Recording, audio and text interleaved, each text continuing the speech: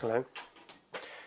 I'm the guy who's been uploading videos to your YouTube channel, the Guerrilla Filmmaking Grahampton YouTube channel. And this is my reveal. I just want to say I'm sorry to William Brown, I'm sorry to all you students for using your platform. So, apologies for that. I just want to explain my motivations for doing these 5 challenges. I did the module a year ago and it was one of the funnest things I've done at that university. So I wanted to redo the challenge, or the new challenges that came out. They were pretty exciting. They weren't actually that exciting. They weren't that much different. When I make these videos, they kind of end up a bit naff, a bit shitty, but that's maybe due to shitty production equipment or my lack of preparation, which is quite a big factor probably. I just sort of get an idea, go and do it. So what I'm aiming to do is develop a sort of style of my own. And if you... What are my motivations? I want to develop a style or a culture surrounding my work. I'm under no delusions that this is going to take me no less than 10 years. I just want to employ an analogy at this point. If you take these 4 images, Jackson Pollock, Gustave Courbet, Anne Milowski, and Elena Rouen, what my point here is, Jackson Pollock and Gustave Courbet have gotten away with these images because they've spent, they're masters, they've spent a long time developing a culture surrounding their work. Elena Rouen and Anne Milowski are both my friends, and I like their images a lot, but what they haven't got is a developed culture surrounding their work. It took Gustave and it took Pollock to get a long time to get to where they were. So you guys might have some questions for me about any of my pieces. Please email me, troll me, whatever you like, I don't mind. So now I'm going to go through all the 5 films that I made for this module and just explain what they were, my methods, my aims, and my author intent, I guess, surrounding them. Film 1, titled What is Home? It's a series of screen grabs taken off Google Images in terms of their colour. I tried to bring in very base colours. I wanted to create a sort of video gamey feel. The sound is very important in this film. It comes from different video games from the 80s.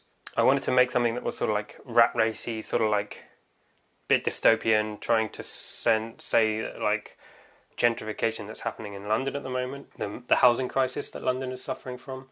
And like, if for example you go through Vauxhall, you realise this, there are just all these different luxury apartments being erected just all around you, and it's like, whoa, when am I going to be able to afford to live there? Or who's going to be able to afford to live there? You're kind of segregating society by creating these luxury places for people to live, and then only the wealthy can move into those, and then other people can't move into those. So that's sort of a critique of that sort of attitude to housing.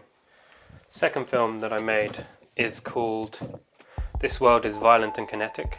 It's about cycling.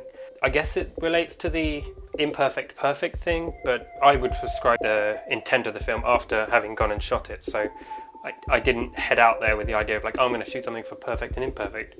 I was just willing to make a film on a phone. What I did was I strapped my phone to the back of my bicycle.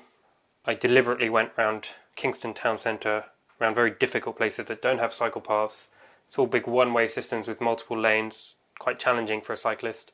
And I also went down places where I knew that was road work, so that I knew there'd be long queues of traffic that I could just whiz past. I'm one person using the road, and I'm taking up this much space, compared to a driver who's one person using the road, taking up this much space. Lucas Brunel, who's an incredible filmmaker, one of my favourites, he's a sort of a self-styled cinematographer, I guess. He's an outside filmmaker. There are totally different ways to think about these kinds of situations. In this traffic, all these vehicles stuck and idling in my way, you get to decide how you're going to try to see it. If you've really learned how to think, how to pay attention, then you will know you have other options.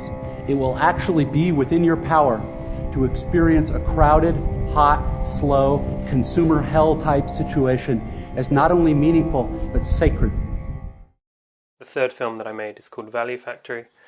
It's set in Kingston Museum. It's a one-take film, and it's answering the question, can I make a difference? I'm not really sure how it's answering that question, but it was certainly fun to make. So what I did was I wrote an essay about how museums treat objects and treat visitors. Brought in a lot of links from a lot of different sources. It still has some mistakes in it some places. I don't mind that. I think mistakes show the realism of my work. I think it's just filmmaking, especially if low budget, it's shitty equipment. Mistakes happen. When mistakes happen, I just roll with it. Include the mistake. Part of what you make in the end. I want to talk a little bit about some of the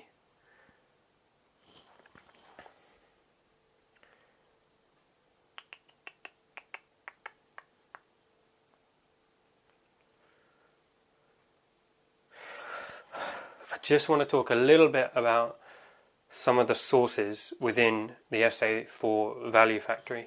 So Edwin Muybridge is mentioned in there. You probably recognise these somewhere. Little to less known for the fact that he committed murder and was tried and then got away with it, which is unheard of these days. Andrea Fraser. She is an awesome artist. The stuff that she's criticising, and she does a lot of institutional critique, and Value Factory, my film, is an institutional critique. She does one thing in the Guggenheim Bilbao, listening to the audio guide, which is taking her around the central atrium, and she ends up making love to the wall. If you haven't already done so, walk away from the desk where you picked up this guide and out into the great high space of the atrium. Isn't this a wonderful place? It's uplifting. It's like a Gothic cathedral. You can feel your soul rise up with the building around you. These curves are gentle, but in their huge scale, powerfully sensual. She does this other piece, which is fascinating. So it's funny and scary at the same time. It's brilliant, I think. What's it called? It's called May I Help You? And she pretends to be a sort of, like an art groupie, I guess. And she's standing there looking at this blank canvas or something. It doesn't really matter what it is. What matters is her performance. And random people come up, and she starts talking to them like they're inferior. Who are these people? How do they get their money? Making people feel very uncomfortable. It's fascinating. She's a brilliant artist. The fourth film I made is kind of naffy. It's not one of my favourites. It's called Interactive Rights. It just has a extract from the book Homo Deus by Yuval Noah Harari. There's this guy in Kingston Town Centre. He's always there talking about the Iliad. So the interactive part of it is that I try and get the audience to write down a list of rights. It's trying to illustrate how subjective the Declaration of Human Rights actually is. If I were to write on that list, what I would write on that list is the ability to change my mind. I think that is a definite human right. It is the ability to have one opinion and have a simultaneous opposite opinion, and being able to switch between the two it's a very human thing to do that. My final film, maybe the most controversial, is called Cunt. Here's a guy talking about the word. I remember initially hearing the word cunt and how awful that sounded, but I've used it so frequently that it means fucking nothing to me now. Cunt. Tech cunt here. Okay, cunt. Sorry to all the students and William for any offence I may have caused. What I'm trying to do with this film is explore the word cunt, and have a look at the distinctions between harm and offence. John Stuart Mill talks about these two terms, harm and offence, and he says offence is distinctly different from harm, because in a way that anything you say that's at all slightly controversial might offend somebody. So offending people is not harming people. But cunt is a difficult one. It's in a grey area. When does it become harm to use the word? Context is everything in this case. Another way that I want to explore the word cunt is by comparing it to the word royal. I think it's actually quite a vile word. It's talking of submissiveness, and there's a class of people who are more superior to you, and word that conjures a sort of images of red and gold, hierarchy and things like that, but there's a subtle subtext to it that's talking also about being cruel and ruthless, and I am looking to sort of undermine the word cunt and give it less impact than it has. The imagery, I took Gustave Courbet's famous painting, The Origin of the World, and manipulated it so that it's unreal, completely abstract. Gustave was a realist painter. He wanted to depict the world as it is, and at a time when people were painting all these lavish pictures of cherubs and Greek scenes and things like this, he was painting peasants in the fields and things like that. Courbet would have disliked my treatment. He would have been offended by it. The image is abstract, although you are revealed to the painting afterwards. I'm not delusional about my work. I know it's quite naff. And I'm fully aware that it'll take me, at the very least, 10 years to get to a point where I might be significantly happy with what I do. So, in conclusion, yeah, again, I'm sorry to anyone who I might have offended. Sorry for using your platform. And please don't hate me too much.